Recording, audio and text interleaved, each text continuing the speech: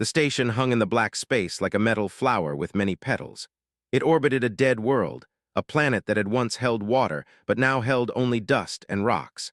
The Galactic Council had built this station to bring different species together. They wanted to share knowledge and solve problems that no single species could solve alone. Captain stepped out of the transport ship. He was tall, with dark hair and a face that showed no emotion. He carried a small bag with his belongings. Around him, the station buzzed with activity. Species from across the galaxy moved through the corridors. Some had skin like crystal. Some had skin like water that held itself together. Some had skin that changed colors as they thought. Humans were new to this place. They had only joined the galactic community 3 years ago. Had been chosen to represent humanity on the Agricultural Development Committee. The other species wanted to know what humans thought about food production. The Galactic Council believed that if they understood humans better, they could work with them better. They did not yet understand that humans had secrets they did not know about. They observed everything. They were beings made of pure crystal, shaped like tall pyramids that could move and speak. Their minds worked like machines. They recorded every action, every word, every small movement. They believed that if they watched long enough, they would understand everything. They had been watching humans for 6 weeks. The first formal dinner happened on 's third day at the station. All the committee members sat around a table made of smooth black stone. Servants brought food from different worlds. There was fruit from the gardens that glowed blue under the lights. There was protein that looked like white blocks. There was grain bread that had been cooked for 3 hours. Watched the food as it came to the table. His eyes focused on each plate. His body leaned forward slightly even though he tried to keep still. His pupils, the dark circles in the center of his eyes, grew larger. They expanded as if someone had opened doors inside his head. The change was small, but it was real. They saw it happen. They recorded it with sensors that measured light and movement. The named coordinator, Silk, was the one who noticed first. Silk had a pyramid shape that was very tall and very thin. Its surface was smooth and clear like glass. It could think about many things at the same time. Silk watched pupils grow larger. Silk recorded the exact moment it happened. Silk measured how fast they grew and how long they stayed wide. Silk shared this information with the other that night. The other crystals gathered in the observation room, a place where humans could not go. They looked at the recordings many times. They measured pupils again and again. They checked if his heart rate had increased. They checked if his breathing had changed. It had slightly. His breathing had become deeper. They came to a conclusion. Was hungry. Not hungry in a normal way, but hungry in a primitive way. The pupil dilation was a sign of hunger that humans could not control. It showed that humans were driven by base needs, by animal instinct. It showed that humans were not civilized like the other advanced species. This was dangerous. If humans could not control their hunger, then they could not be trusted with power. If they could not control their hunger, they might become violent if food became scarce. They believed that humans should be watched carefully. They should be kept away from important decisions. They should be limited in what they could access. Coordinator Silk called a meeting with the other species. They came and they explained what they had observed. They came and Silk showed them the recordings. The Thrax came and Silk explained the measurements. One by one, the species heard the report. They heard that humans could not control their hunger. They heard that humans were primitive. They heard that humans were a risk. No one disagreed. No one asked questions. They were the best observers in the galaxy. If they said something was true, then it must be true. The species began to pull away from. When he spoke in meetings, they did not listen as carefully. When he offered ideas, they dismissed them quickly. They began to speak less to him. The Thrax moved to different seats when he approached. Did not understand what was happening. He felt the change in the air around him. He felt how the other species looked at him differently now. But he did not know why. He thought perhaps it was because he was new. He thought perhaps they needed more time to trust him. He did not know that they had decided he was dangerous. By the end of the week, the change was complete, was alone at the dinner table. The other species found reasons to sit far away. When asked questions in meetings, no one answered. When he tried to share his ideas, people interrupted him. Humanity's reputation at the Galactic Council was breaking and did not know what he had done wrong. The coordinator Silk watched it all happen. Silk was pleased. The truth had been revealed. The humans were not ready for this level of civilization. The galaxy was now protected from the risk. Silk did not feel bad about what had happened. They never felt bad when they were right. They doctor. Hayes worked in the medical section of the station. She treated all species equally. which meant she had learned how to fix creatures that had no bones, creatures that breathed water, and creatures that needed nothing but light. She had studied human biology for 2 years before coming to the station. She understood how human bodies worked in ways that most of the other species did not. Was not in the dining hall during the formal dinner. She had been working with a Thrax patient who had injured itself during physical training, so she did not see pupils dilate. She did not hear the report. She only knew that something bad had happened when came to her medical office 3 days later. He sat on the examination table and his shoulders were tight with stress. Could see it in his body. She could see it in the way he held his hands. She asked him what was wrong, told her the truth. He told her that the other species had stopped treating him well. He told her that he felt like an outsider. He told her that he did not know what he had done. Asked him about the dinner, said that he had watched the food carefully. He said that his body had reacted to seeing the food. He said that his pupils had probably dilated. He said he did not know why, but it happened sometimes. It was not something he could control. It was just his body doing what it always did. Understood immediately. She understood what they had seen, and she understood what they had gotten wrong. She asked about his childhood, was quiet for a long time. Then he told her things that he had never told anyone at the station. He told her about growing up in a place where food was not always available. He told her about days when his family did not eat. He told her about learning to search for food in dangerous places. He told her about learning to remember every plant and every creature that could be eaten. He told her about his father teaching him how to survive when everything was taken away. He told her that his body had learned a response. When he saw food, his pupils grew larger because his brain was entering a state of hyperfocus. His pupils grew larger so that his eyes could gather more light and more information. His brain was working to memorize every detail about the food. His brain was calculating how much nutrition it contained. His brain was measuring how far it could be stretched to feed more people. His brain was preparing for survival. Nodded, she understood. She explained to that his body was not showing weakness. His body was showing strength. His pupils dilated because his brain had been trained to work at peak performance when facing resource challenges. It was not an animal response. It was a survival response. It was an advanced response. It was a human response. She told him that they had made a mistake. They had seen something advanced and thought it was primitive. They had seen something that showed power and thought it was weakness. Told that he should not feel bad about what his body did. She told him that what his body did was extraordinary. Asked her how to explain this to the council, said that he would need to show them. The solar storm came without warning. The sensors detected it only 12 hours before impact. It was massive, a wave of energy from the sun of the nearby star system. The wave moved through space at incredible speed. The station's engineers made calculations and shared bad news. The storm would hit the station directly. The impact would be severe. The solar energy hit the station like a physical punch. Systems shut down. Lights went dark. Alarms screamed. The agricultural dome, the place where the station grew its food, took a direct hit. The protective shields failed. The heat from the solar wind burned through the outer walls. The plants inside the dome were exposed to radiation. The computers that controlled the climate systems were destroyed. The water systems that fed the crops were damaged beyond quick repair. Coordinator Vex, the who led the council, called an emergency meeting. All species sent representatives, sat at the table and listened to the damage report. The agricultural dome was destroyed. The backup generators were working, but sensors showed damage to their systems. A full repair would take weeks. The station had approximately 90 days of food stored in cold storage. But 90 days would not be enough time to fix the dome and grow new crops. The coordinator Silk made a proposal. It said that the station should reduce its population. It said that some species were less valuable than others. It said that humanity was new and untested. It said that humans should be the first ones to be sacrificed. It said that this would extend food rations for everyone else. The room went silent. Coordinator Vex did not agree immediately, but he did not disagree either. The other species looked away from.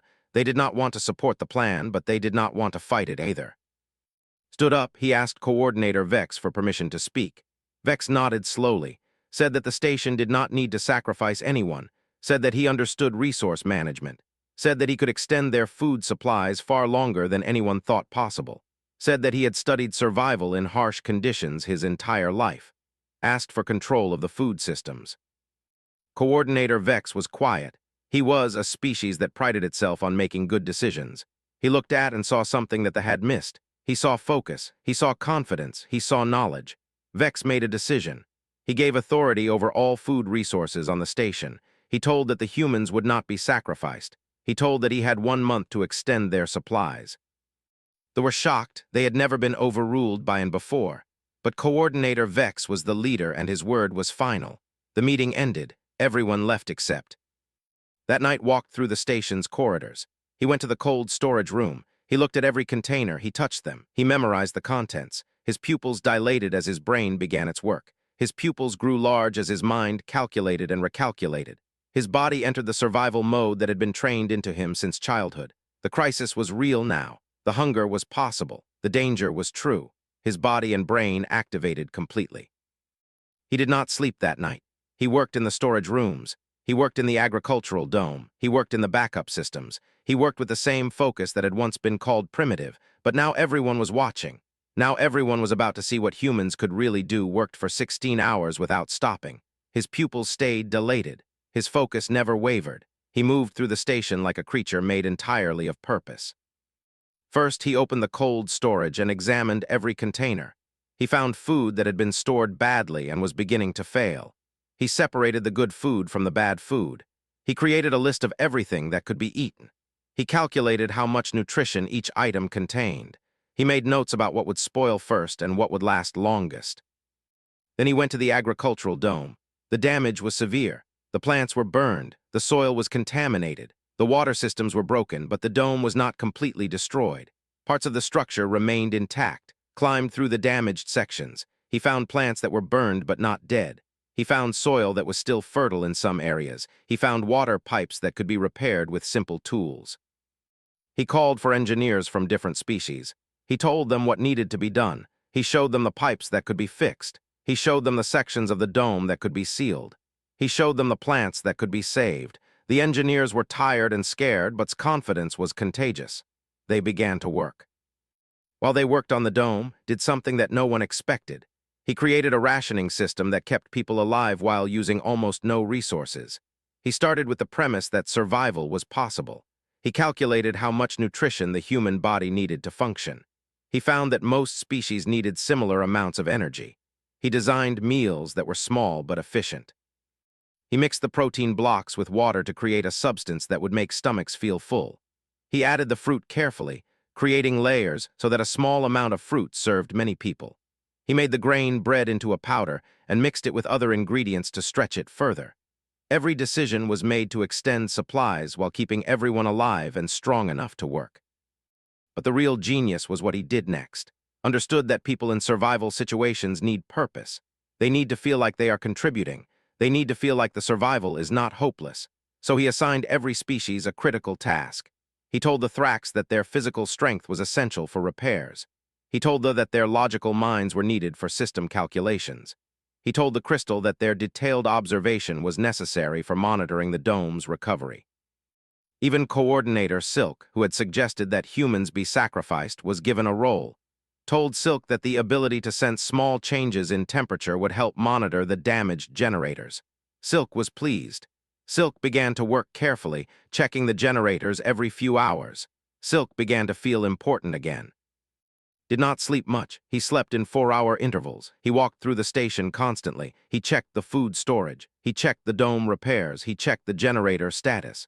He made small adjustments to the rationing. He encouraged the workers. He never complained. He never said that the situation was hopeless. He only said that the next phase of work would succeed, and the phase after that, and the phase after that. His pupils remained dilated. He was in complete survival mode now. His brain was working at the highest level. He could see solutions that others could not see. He could remember details about the station's systems that engineers had forgotten. He could make calculations about resource distribution faster than computers. He was not tired. He was not hungry. He was not afraid. He was focused. After 8 days, the agricultural dome was partially sealed. The water systems were repaired. Backup plants from storage were brought in. Began a new growing cycle. It would take 2 weeks before there was new food, but now everyone could see that the survival was real. It was possible. After 12 days, the generators showed stable operation. Coordinator Silk reported that the backup power would last much longer than originally thought. The engineers had done good work, and they had followed guidance about conserving power. Worked continuously. He did not take victory for granted. He created backup plans for the backup. The supply ship arrived on the 17th day. It came from the nearest space station, 5 days faster than the original schedule. When the ship's captain sent a communication, he explained why they had come early. He said that the damage report that the Galactic Council station had transmitted was the most useful technical document he had ever received. It had given him exact information about what was damaged and what was needed. He had assembled the repair materials in record time. The report had been written by the coordinator. Silk received the supply ship captain's message. Silk heard the captain praise work. Silk heard that humanity had saved the station. Silk heard that the survival was not just possible but accomplished. Silk did not know what to say. The Galactic Council held a special meeting 2 days later. All species were present. Coordinator Vex stood before them and announced what had happened. He told them about work. He told them about the rationing system. He told them about the dome repairs. He told them about the leadership that had kept everyone focused and alive. Then Vex asked them to explain their original report. Silk stood up slowly. Its crystal form caught the light as it moved. Silk told the truth. It said that the had observed pupils dilating when he watched food. It said that the had interpreted this as a sign of primitive hunger. It said that this interpretation was incorrect. Silk presented new data. Silk explained that human pupils dilate during periods of intense mental focus. Silk explained that pupils dilated because his brain was entering a state of maximum efficiency. Silk explained that this was not a sign of weakness, but a sign of exceptional capability in survival situations. Silk explained that the had made an error in interpretation. Coordinator Vex made a proposal to the Council. He proposed a new classification for humans. He called it resource specialists. He said that humans would be given authority in crisis management and resource allocation. He said that humans understood survival in ways that other species did not. He said that humanity should be valued for this knowledge. The vote was unanimous. Even the voted in favor. They had seen work. They had watched his focus. They had measured the results of his decisions. The recognized data and the data showed that humans were exceptional. Coordinator Silk approached after the meeting. Silk said something that no had ever said to another species before. Silk said that the would like to learn from.